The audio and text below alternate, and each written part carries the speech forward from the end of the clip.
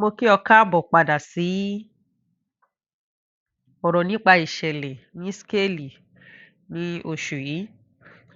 Eléyìí ni ọ̀rọ̀ Heroes.fun tí ó wọlé sínú Scale fún ìgbésókè ìrírí eré blockchain.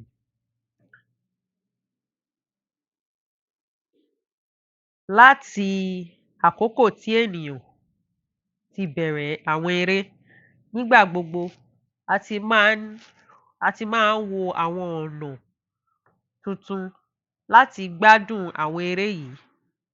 Láti àwọn eré ìgbìmọ̀ tí ó rọrùn tí àwọn ọ̀làjú àtijọ́ sí àwọn àlà-ilẹ̀ onínọ́mbà tí ó le ní eré fídíò ti òde òní.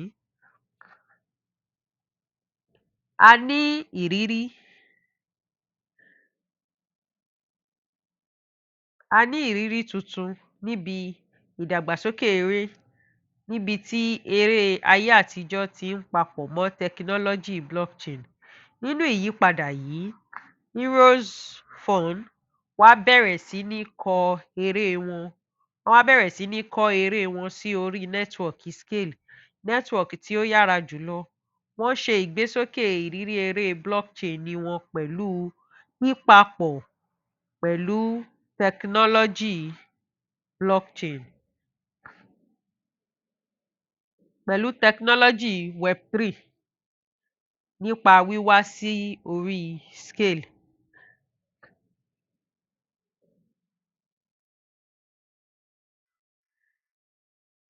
Eléyìí ni fídíò bí Heroes.fun bí ó ṣe rí, tí ó sì ń fi hàn wá bí Merlin's Dungeon Alpha bí wọ́n ṣe máa ń ṣe eré náà. Jẹ́ kí a wo fídíò bí eré náà ṣe rí.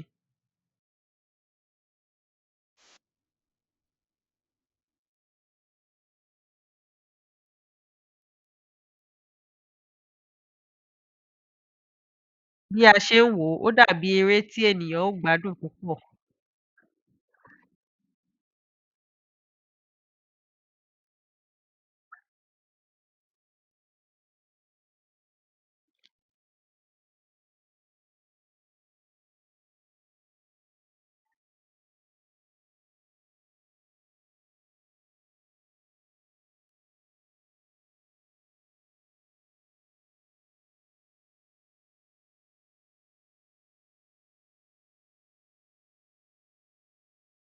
Eré náà jẹ́ eléyìí tí a ó máa bá àwọn ọ̀tá jà ní oríṣiríṣi, gẹ́gẹ́ bí a ṣe rí tí eléré yìí bó ṣe ń ṣe. Ìrírí eré yìí kò ní ìdíwọ́ nípa ṣíṣe pẹ̀lú àpò owó, eléyìí tí ó jẹ́ ìdojúkọ ní àwọn eré blockchain mìíràn. Dípò àwọn ìṣòwò rẹ̀ jẹ́ ṣíṣe lẹ́yìn lọ́hùn-ún pẹ̀lú pípapọ̀ Heroes.fun pẹ̀lú Scale. Èrò láti papọ̀ pẹ̀lú Scale yìí ó jẹ́ ìlànà ọlọ́gbọ́n fún Heroes.fun. Wọ́n lo agbára tí Scale ní fún ìparí ẹsẹ̀kẹsẹ̀ àti ìṣòwò owó gáàsì òdo.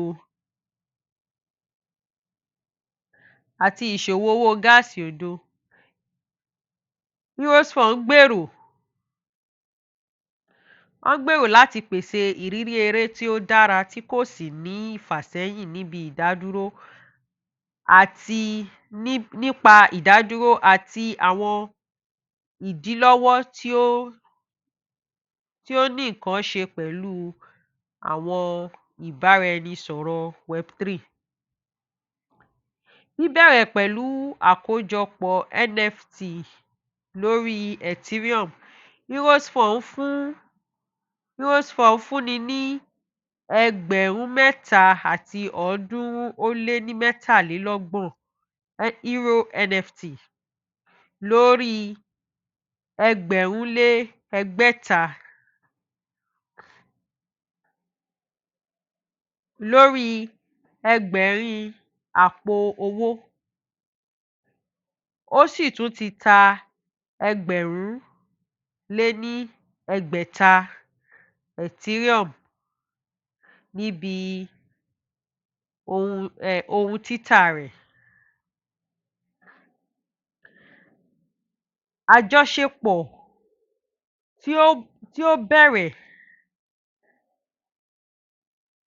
tí ó bẹ̀rẹ̀ láàrin SKALE àti Heroes.fun nìyí.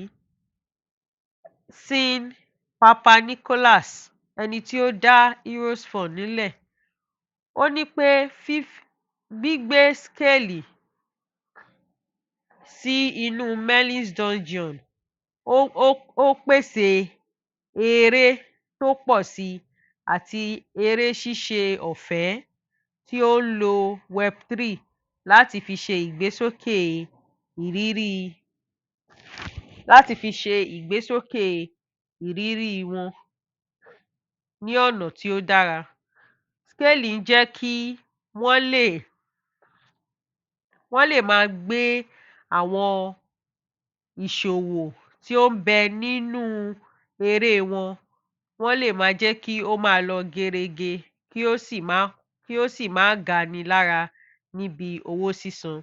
Wọ́n sì tún yọ ìdojúkọ tí ó wà fún eré Web3 kúrò. Ó tún sọ pé àwọn ń kọ́ eré fún gbogbo ènìyàn lágbàáyé tí SKALE sì ń ràn wọ́n lọ́wọ́ láti rí eléyìí ṣe. Àjọṣepọ̀ láàrin Heroes.fun agbègbè SKALE, wọ́n ní inú dídùn láti rí àjọṣepọ̀ yìí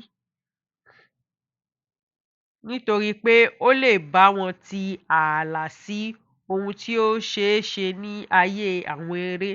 Ó lè bá wọn ti ààlà sí ohun tó ṣeé ṣe ní ayé àwọn eré tí yóò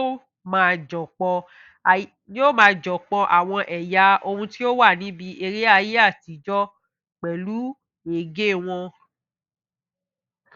àti ṣe àgbéjáde ìrírí fún àwọn ènìyàn púpọ̀, eléyìí tí ó jẹ́ ṣíṣe nípasẹ̀ tẹkinọ́lọ́jì blockchain.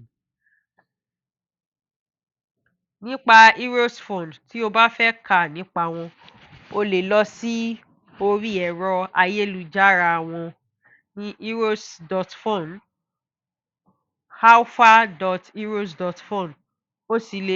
Tí o bá fẹ́ ṣe eré Merlin's Dungeon wọn, eléyìí tí a wò ní òkè lẹ́ẹ̀kan, o lè lọ ṣe eré yìí ní ọ̀fẹ́ ní orí ayélujára wọn. Tí o bá fẹ́ máa rí gbogbo ohun tí yóò tún máa ṣẹlẹ̀ lórí Heroes.fun, o lè lọ sí orí Twitter wọn, o sì lè darapọ̀ mọ́ wọn ní orí Discord. Nípa Scale Network, a ti mọ̀ tẹ́lẹ̀ wípé Scale Network òun ni nẹ́tíwọ̀kì blockchain tí ó yára jùlọ tí a kọ́ fún ìyára, fún ààbò àti fún ìwọ̀n Ethereum fún ìwúlò àwọn olùmúlò. Ẹ̀wọ̀n SKALE ó ń pèsè owó gáàsì òdo fún àwọn olùmúlò ìparí tí ó sì ní àwọn ẹ̀yà tí ó jẹni lógún, gẹ́gẹ́ bí fífipamọ́ sí orí àwọn ẹ̀wọ̀n, fífìwéránṣẹ́ síra ẹni lórí ẹ̀wọ̀n, àti ṣíṣẹ̀dá àwọn ohun ìní pẹ̀lú owó gáàsì òdo. Ó sì tún ní ML àti àwọn ìwé-ẹ̀rí tó jáfáfá ML àti AI àti ìgbésókè ẹ̀yà ààbò. Nẹ́tíwọ̀kì SKALE ó ń jẹ́ kí àwọn olùpilẹ̀ṣẹ̀ kí wọ́n lè máa gbé EVM blockchain ní tiwọn wá sí orí SKALE láàárín ìṣẹ́jú péréte láì rúbọ ìyára, ààbò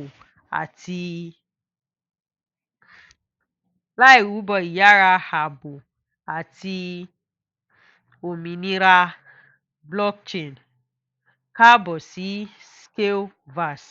Tí o bá fẹ́ ní ìmọ̀ sí nípa Scale Network, o lè lọ wò bí wọ́n ṣe ń gbé àwọn ohun èlò wá sí orí blockchain. O lè kà nípa Scale Primer, o lè kà nípa àwọn àmì scale tí a mọ̀ sí SKL. O sì lè kà nípa bí scale ṣe jẹ́ nẹ́tíwọ́ọ̀kì tí ó yára jùlọ. Èmi ni aṣojú scale fún ilẹ̀ adúláwọ̀. Eléyìí sì ni bí Heroes.fun bí wọ́n ṣe wá sí orí scale láti ṣe ìgbésókè ìrírí eré blockchain wọn. O ṣé tí o gbọ́ mi, n ó tún máa wá ní ìgbà mìíràn. Ó dàbọ̀.